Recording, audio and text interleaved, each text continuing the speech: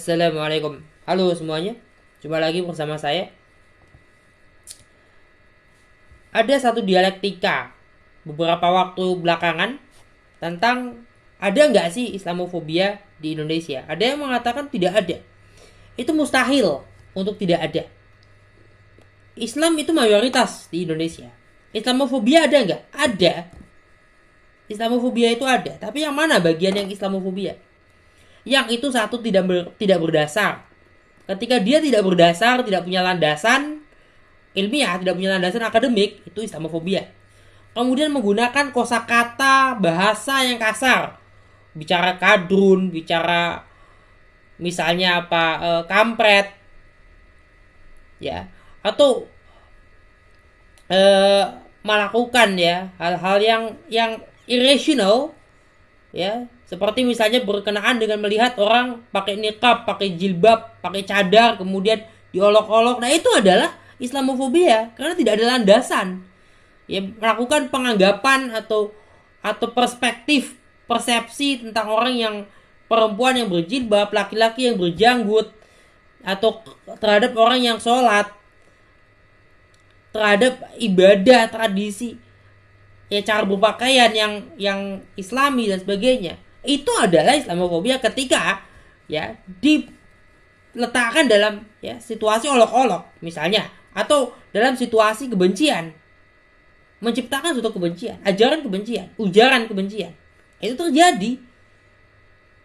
Ya, apalagi yang sampai kemudian menyebut ya organisasi tertentu sebagai satu sebagai representasi Islam, kedua sebagai representasi ajaran, atau sebagai ya organisasi teroris, begitu saja. Ya, apalagi generalisasi. Siapa yang mengeneralisasi Islam sama dengan teroris? Di Indonesia ada nggak? Ada. Barangkali 1-2 orang ada. Dan ada adalah ada.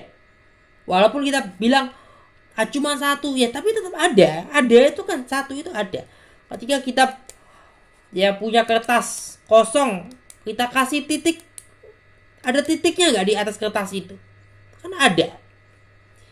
Jadi mustahil nggak ada Islamofobia. Di Eropa ada yang anti Kristen.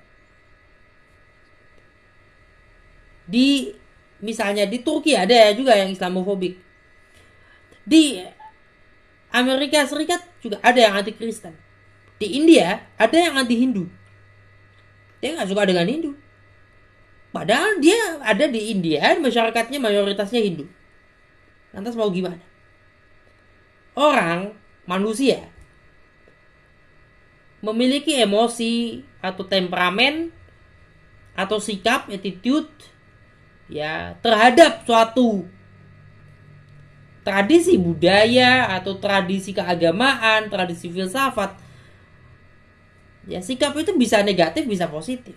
Walaupun dia ada di dalam tradisi itu. Ya.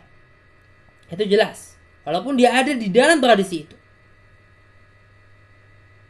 Tetap saja ya orangnya yang dimaksud adalah orang yang bisa membenci tradisi itu, bisa membenci agamanya, membenci tradisi filsafatnya, tradisi budayanya, membenci ya bahkan sampai benci pada bahasanya, mau melupakan bahasa. Awal mula sekularisasi di Eropa dan di Turki adalah memang mengalami hal-hal seperti itu. Ada upaya kebencian terhadap agama. Di samping juga kritik agama. Jadi ada dua di situ. Tidak serta-merta di situ semuanya adalah kritik agama. Ada yang anti Kristen di Eropa ketika awal sekularisasi. Barangkali karena di Indonesia saat ini kita baru belajar berdemokrasi. Ya, maka harus diakui juga ada di antara kita yang benar-benar melakukan kritik agama sesuai dengan kaidah-kaidah keilmuan, kaidah-kaidah filsafat. Tapi ada juga tapi ini harus diakui yang melakukannya tidak sesuai kaidah. ya, main stempel, ini kadrun, ini kampret, ya, ini domrun, ini cebong, ini brudu, segala macam.